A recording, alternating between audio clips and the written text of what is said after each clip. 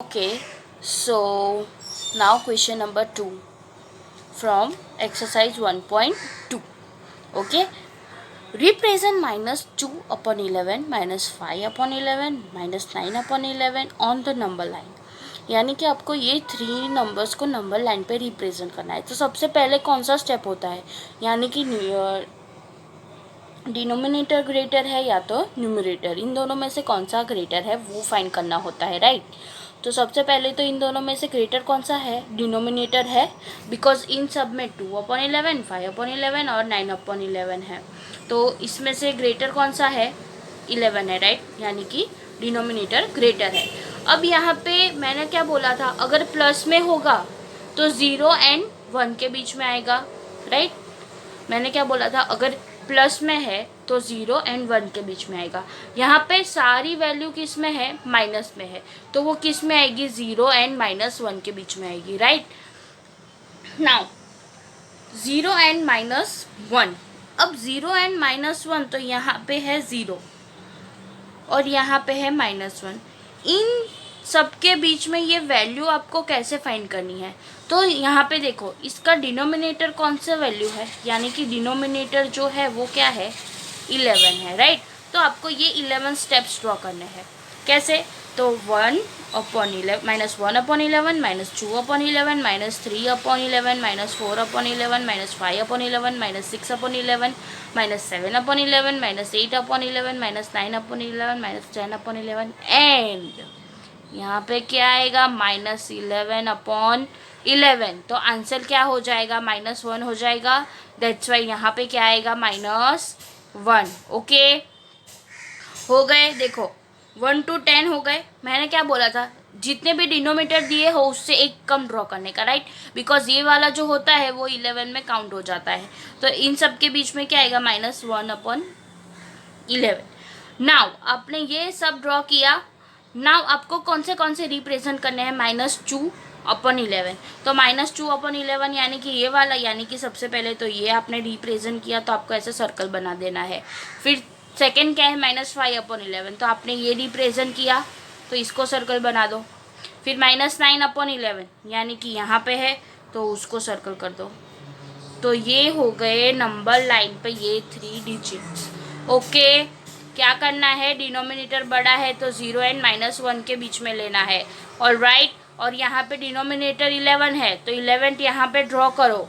तो यहाँ पे जो लास्ट वाला होगा वो 11 होगा, और उनके बीच में 0 और -1 की कितनी वैल्यू आएगी, 10 वैल्यूज आएगी.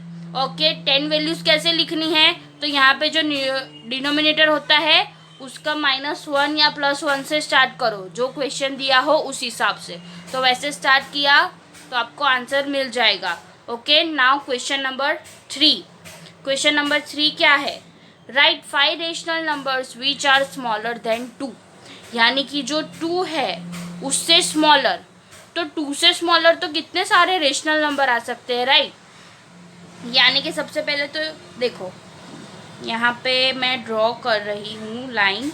ओके, तो यहाँ पे 2 आता है, फिर यहाँ पे 1 आता है, फिर यहाँ पे 0, फिर -1 एंड -2. ओके, ऐसे होता है ना. तो ये जो 2 है उससे स्मॉलर यानी कि 1 0 -1 -2 ये भी लिख सकते हो, पर आपको क्या बोला है, रेशनल नंबर्स. तो 2 और 1 के बीच में 1/2 आ सकता है, 1/3 1/4 1/5 and so on. Same way आप यहाँ पे इनके बीच में, यानी कि -1/2 -1/3 -1/4, यानी कि बहुत सारी वैल्यू आ सकती है 2 से स्मॉलर, ऑल राइट. आप ये नहीं लिख सकते बिकॉज आपको रेशनल नंबर्स बोला है. तो आपको क्या लिखना है, 1/2 1/3 1/4 1/5 एंड सो 1/6 1/8. ओके, तो 5 से भी ज़्यादा हमें मिल सकती है, बट हमें क्वेश्चन में 5 पूछा है, इसीलिए हम 5 कोई भी आप राइट कर सकते हो. Okay, question number 4. Find 10 rational numbers between -2/5 and 1/2. यानी कि इन दोनों के बीच में जो 10 रेशनल नंबर्स आते हैं वो हमें फाइंड करने हैं. अब वो हम कैसे फाइंड करेंगे, सबसे पहले तो ये 2 नंबर है, राइट. इन दोनों का जो डिनोमिनेटर है वो डिफरेंट है, यस. 5 और 2 है। अब 5 और 2 को हम सेम करेंगे, यानी कि सेम करने के लिए हमें क्या करना पड़ेगा, सेम करने के लिए हमें 5 और 2 का एलसीएम लेना पड़ेगा। तो 5 और 2 का एलसीएम हम कैसे लेंगे, जैसे कि 5 and 2, तो 2 1 जा 2, यहाँ पे 5 और 5 1 जा 5। ओके, तो इसका एलसीएम क्या आएगा, 5 2 जा 10 आएगा। ओके, नाउ यहाँ पे -2/5 है और यहाँ पे 1/2 है। अब 10 करने के लिए क्या करेंगे, तो 2 है उसको 5 से मल्टीप्लाई करना पड़ेगा और यहाँ पे 5 है तो उसको 2 से मल्टीप्लाई करेंगे तो हो जाएगा।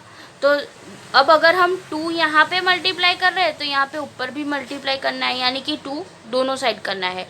और यहाँ पे 5 हम मल्टीप्लाई कर रहे हैं तो 5 भी 2 दोनों साइड मल्टीप्लाई करना है, तो जिससे हमारा डिनोमिनेटर क्या हो जाएगा, सेम हो जाएगा। यानी कि 5 को 2 से किया और 2 को 5 से किया तो दोनों का एलसीएम भी क्या हो जाएगा, 10 हो जाएगा। तो डिनोमिनेटर क्या हो गया, 10 हो गया।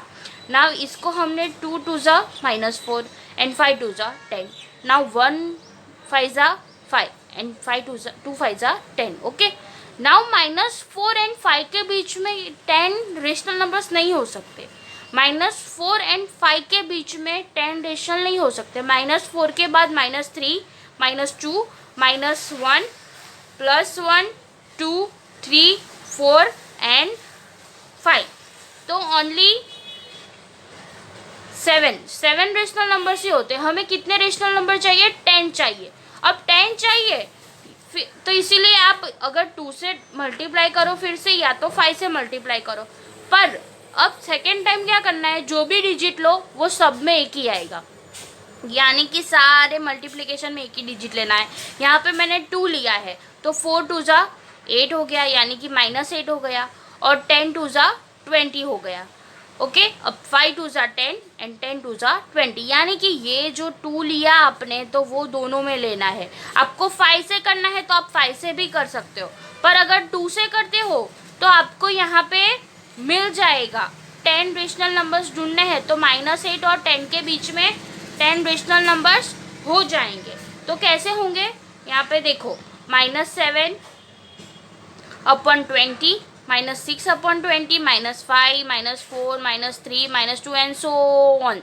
और यहाँ पे भी फिर 9/20 8/20 7/20 6/20 5/20 4/20 तो सो ऑन। अभी हमें सिर्फ 10 चाहिए, तो यहाँ पे 10 हो रहे हैं तो 1 2 3 4 5 6 7 8 9 10 11, यानी कि हमें आपको -8/20 और 10/20 इन दोनों के बीच में जितनी भी वैल्यू हो वो आपके रेशनल नंबर्स होंगे, इन दोनों के बीच के लिखने हैं। यानी कि आपको -7/20 से लेके 10/20 तक जो आएंगे रेशनल नंबर्स वो आपको राइट करने हैं यहाँ पे। ओके, इसमें से भी आपको एनी 10, आपको कोई भी 10 यूज़ करने हैं। ओके, बिकॉज आपको 10 ही पूछे हैं, दैट्स वाई। ओके।